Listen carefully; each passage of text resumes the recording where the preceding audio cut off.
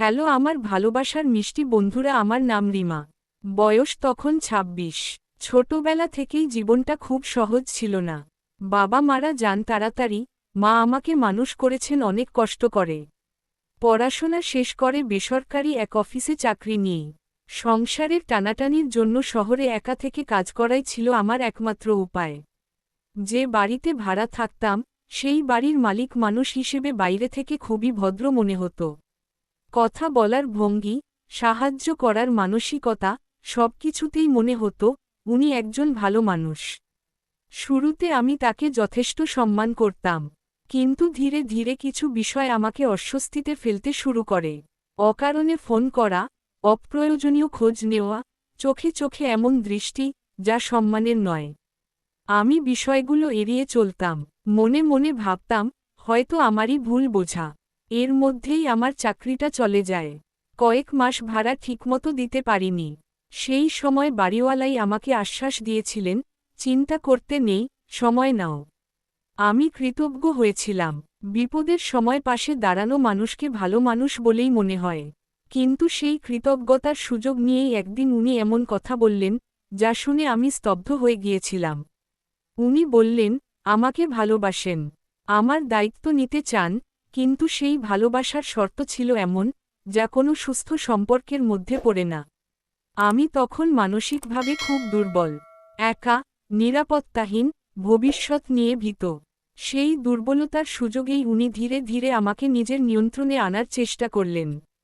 মিষ্টি কথা, বড় বড় প্রতিশ্রুতি, সব মিলিয়ে আমি দিশেহারা হয়ে পড়েছিলাম। কিন্তু একদিন হঠাৎ করে আমার চোখ খুলে যায়। বুঝতে পারি, এখানে ভালোবাসা নেই, আছে শুধু সুযোগ নেওয়ার মানসিকতা। যেদিন আমি নিজের সম্মানকে সবচেয়ে বেশি গুরুত্ব দিলাম, সেদিনই সিদ্ধান্ত নিলাম এই জায়গা ছেড়ে চলে যাব। আজ আমি নতুন জায়গায়, ছোট কাজ করি, কিন্তু মাথা উঁচু করে বাঁচি। জীবন আমাকে শিখিয়েছে, যে মানুষ বিপদের সময় সাহায্যের মুখোশ পরে আসে, তার উদ্দেশ্য সবসময় পবিত্র নাও হতে পারে।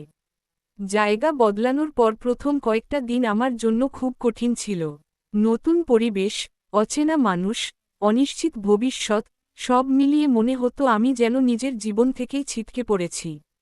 রাতে ঘুম আসতো না, বারবার মনে হতো আমি কি খুব বড় ভুল করেছি, একটু মানিয়ে নিলে কি সব ঠিক হয়ে যেত। কিন্তু প্রতিদিন সকালে আয়নার সামনে দাঁড়িয়ে নিজের চোখে তাকালেই উত্তর পেতাম, না, আমি ভুল করিনি। কারণ যে জায়গায় সম্মান নেই, সেখানে থাকা মানে নিজেকে প্রতিদিন একটু একটু করে হারিয়ে ফেলা। নতুন জায়গায় আমি আবার ছোট একটা কাজ পেলাম। কাজটা খুব বড় নয়, বেতনও বেশি নয়। কিন্তু সেখানে কেউ আমাকে করুণা করে দেখে না, কেউ কোনো শর্তে সাহায্য করে না। নিজের পরিশ্রমে পাওয়া টাকাটা হাতে নিয়ে মনে হয়, এই স্বাধীনতার দাম অনেক। মাঝে মাঝে পুরনো দিনের কথা মনে পড়ে, তখন নিজেকে খুব রাগ হয়। ভাবি, আমি কেন তখন এতটা দুর্বল হয়ে পড়েছিলাম। কিন্তু আবার নিজেকেই বুঝাই, দুর্বল হওয়া অপরাধ নয়, দুর্বলতার সুযোগ নেওয়াটাই অপরাধ। আজ আমি আগের চেয়ে অনেক শক্ত। আমি জানি, জীবন আমাকে আবার পরীক্ষা নেবে। কিন্তু এবার আমি প্রস্তুত। মিষ্টি কথা আর বড় প্রতিশ্রুতির আড়ালে লুকিয়ে থাকা সত্যটা চিনতে শিখে গেছি। এই গল্পটা শুধু আমার নয়, অনেক মেয়ের জীবনেই এমন অধ্যায় আসে। তাই একটাই কথা বলতে চাই, ভালোবাসা কখনো শর্তসাপেক্ষ হয় না। আর সম্মান ছাড়া পাওয়া নিরাপত্তা আসলে আরেকটা ফাঁদ। বন্ধুরা, আজকের গল্পটি কেমন লাগলো কমেন্ট করে জানিয়ে দিও।